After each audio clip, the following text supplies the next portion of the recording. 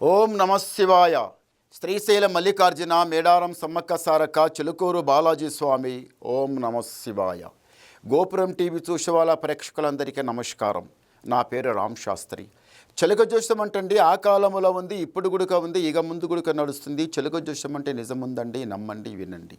June నెల 14 నుంచి 21 తారీఖు వరకు 12 రాశుల మీద ఈ రాశి మీద గురుబలం ఎంత ఉంది, ఈ రాశి మీద శనిబలం ఎంత ఉంది, మంచి ఎంత, చెడు ఎంత, లాభం ఎంత, లుక్సాన్ ఎంత, కష్టం నష్టం, సుఖం దుఃఖం, లాభం లుక్సాన్ చెప్తా వినండి. చిలకమ్మ, కర్కట రాశి వాళ్ళ జ్యోతిషం, కర్కట రాశి వాళ్ళ భవిష్యవాణి, కర్కట రాశి వాళ్ళ గణితవాణి. చిలిక వావ్. కర్కట రాశి వాళ్లకు సాక్షంగా మహాలక్ష్మి, లక్ష్మి వస్తుంది ఇంటి లోపల, పోతుంది, కానీ మీ ఇంట్లో లక్ష్మి ఆగటం లేదు, చేతుల పైసా ఆగటం లేదు, నోట్ల మీ దగ్గర మాట ఆగదు, ఒక దగ్గర కాలు ఆగదు, ఒకరు చెప్పింది మీరు వినరు, మీకు నచ్చింది వదిలిపెట్టరు. 10 మంది 10 మాటలు చెప్తే ఆడ ఏం చేస్తారు, వింటారు, అవతలపై మీకు నచ్చిందే చేస్తారు. మీ దగ్గర తెలివి జ్ఞానం చాలా బాగుంది, ముక్కు మీదనే కోపం, వచ్చిందో కోపం తడాతడి, ఏ మాట ఉన్నా కటాకట మాట్లాడతారు. పోయిందనుకో కోపం, చాలా శాంతంగా ఉంటారు.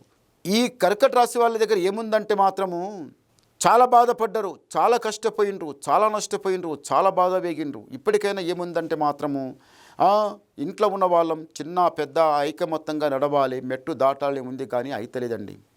ఇంటి లోపల కళ్యాణం చేయాలనుకున్న వాళ్ళు లేకపోతే చేసి ఇవ్వాలి. చాలా రోజుల నుంచి కళ్యాణ ఎదురు మీరు చూస్తుండ్రు, కానీ అయితే లేదు.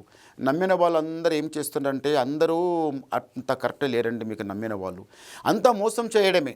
నోటి ముందల ఒక మాట మాట్లాడడం, అవతల ఒక మాట మాట్లాడడం, నోటి ముందల తీయగ మాట మాట్లాడడం, అవతలపై ఏదో మాట మాట్లాడడం. అది మీకు ఎవరికి మీకు నచ్చుతలేదు. సరే, మా దేవుడు మా ఎమ్మడి ఉండడు, మా దేవుడు మా ఎమ్మడి ఉండడు అన్నారు కదా. నిజంగానే మీ దేవుడు మీ ఎమ్మడి ఉన్నాడు. సాక్షంగా తిరుమల వాసుడు, 7 కొండల వాసుడు, సాక్షంగా శ్రీమన్నారాయణకి ధ్యానం చేసి వెళ్ళండి. ఇంటి లోపల కళ్యాణం గురించి అనుకుంటున్నారు కదా, తప్పనిసరి ఆ కళ్యాణం జరుగుతుంది. ఇల్లు కట్టాలి అని అనుకుంటున్నారు కదా, ఇల్లు కూడా పని జరుగుతుంది. ఇల్లన్న కడతారు, కట్టిందన్న కొంటారు, ఏదో ఒకటి అవుతుంది. పైమెట్టు లెక్కుతారు, సుఖంగా సంతోషంగానే ఉంటారు, రాజా బతుకుతారు. దరిద్రం సతాయిచ్చింది, ఆ దరిద్రం పక్కకి జరిగిపోయింది.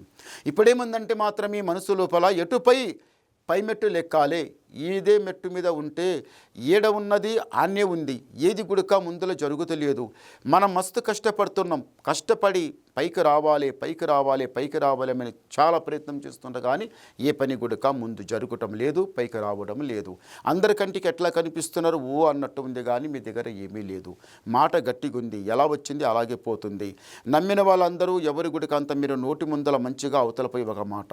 మీరు తప్పనిసరిగా ఆ 7 కొండల వాసుని దగ్గర వెళ్ళి స్వామివారికి నమస్కారం చేసి మెట్లు లెక్కి దర్శనం చేసుకుని రండి.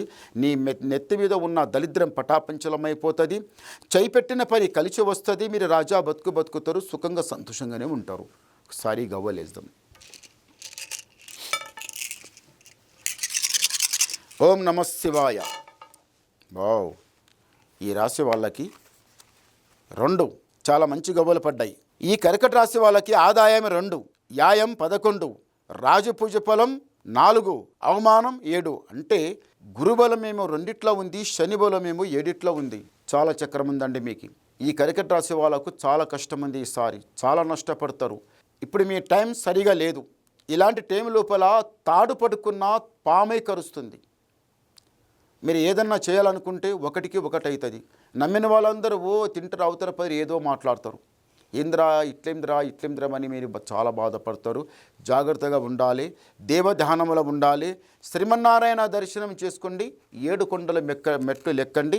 నీ ఇంటి మీద దరిద్రం పటాపంచలమైపోతుంది, మీకు బాగుంటుంది. శని బలం చాలా ఎక్కువ ఉన్నది, చాలా జాగ్రత్త. ఇంకా ఏమన్నా మీరు వినాలనుకుంటే నాకు ఫోన్ ద్వారా మాట్లాడండి, మీ డౌట్ క్లియర్ చేసేస్తా, ఉన్నది మొత్తం చెప్పేస్తా. నమస్కారం. ఓం